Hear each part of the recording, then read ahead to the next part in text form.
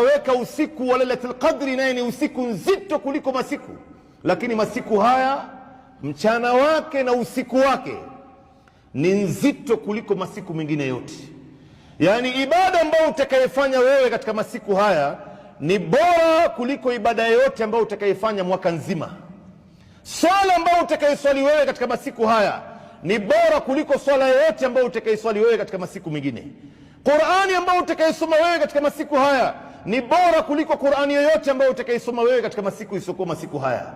Na hivyo hivyo saum, na hivyo hivyo kutoa sadaka, kuamka qiyamul layl, kuamrisha mema, kukataza maovu, kuwatembelea wagonjwa, kuwatendea wema wazazi wawili, kuwaunganisha jamaa katika masiku haya, fadhila yake inakuwa ni kubwa sana mbele ya Mungu kuliko masiku mengine. Subhanallah, haya ni masiku bora Waislamu.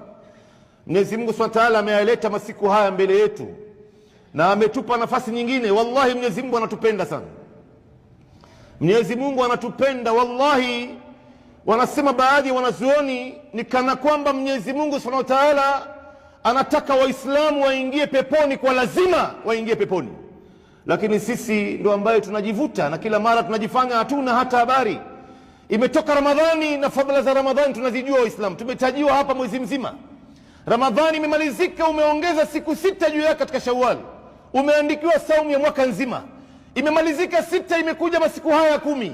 Itaondoka haya masiku 10, itakuja mwezi wa Muharram na hivyo hivyo kuendelea. Yani Mwenyezi Mungu anataka sisi tubakie katika hali nzuri ambayo tuko ndani yake, ili tukienda mbele yake tumerekebisha ibada zetu, uhusiano wetu na Mungu wetu. Subhanallah. Na Mwenyezi Mungu Subhanahu wa Ta'ala ni kana kwamba hataki sisi tufanye madhambi. Ndio maana analeta masiku haya ya kheri, moja baada ya nyingine, inapanda hii, inatoka hii, inaingia hii. Anataka sisi tuache madhambi, kwa sababu madhambi ndio yanamzuia mtu asifanye kheri. Madhambi ndio ambaye yanamuogopesha mtu kwa karibu na Mungu wake. Madhambi ndio ambaye yanamzeesha mtu kabla ya wakati wake. Madhambi ndio ambaye inamfanya mtu asiyakaribie kheri. Wewe waangalie wale ambao wanaovamia madhambi. Mtizame mlevi, mtu anayekunywa pombe, au mtafunaji miraa, au anayesikiza mziki, au anayecheza kamari. Mambo ya kheri kama haya huwezi kumkuta wewe.